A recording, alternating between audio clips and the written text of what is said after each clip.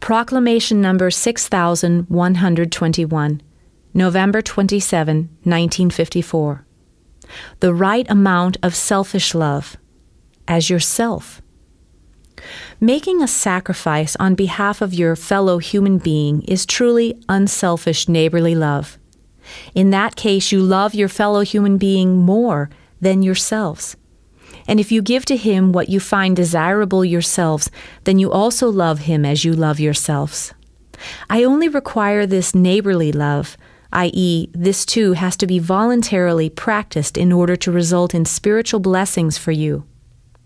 However, if you are also willing to make sacrifices, if you voluntarily go without in order to give to your fellow human being, then this neighborly love will be far more valuable, and as a result, the soul's achievement will be far bigger.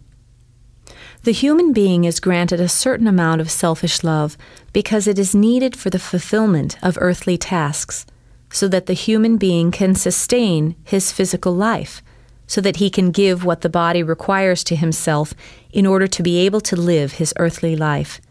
It is just that this selfish love should not be exaggerated so that the person does not consider his fellow human being, so that he only ever gives to himself and thereby directs his love wrongly. This is why I added the words, as yourself. And thus the human being will be able to use this guideline in relation to his thoughts and actions. He must, if he wants to fulfill my will, consider his fellow human being in the same way as he considers himself.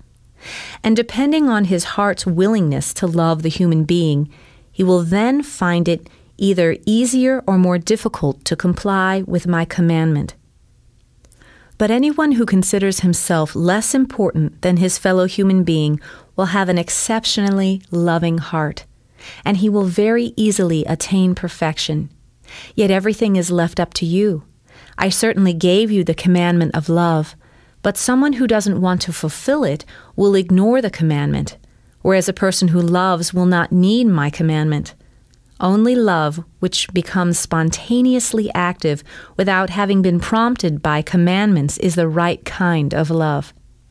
But a human being whose attention has been drawn to my commandment of love can also carry out deeds of love without being inwardly prompted, by at first merely being encouraged to do so as a result of this commandment, until the spark of love within him ignites increasingly more and makes the person happy when he kind-heartedly helps his neighbor.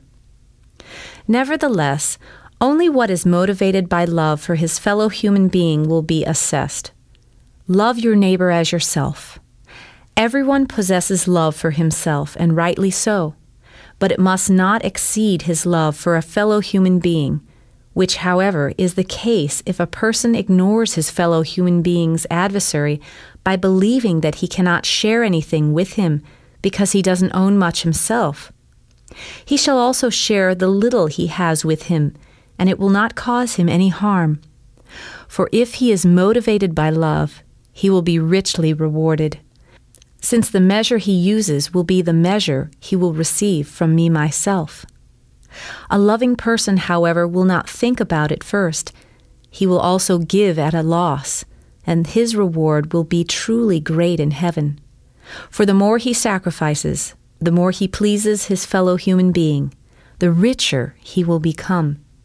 He will be permitted to receive much love and be united with me because he has changed himself to love. Amen.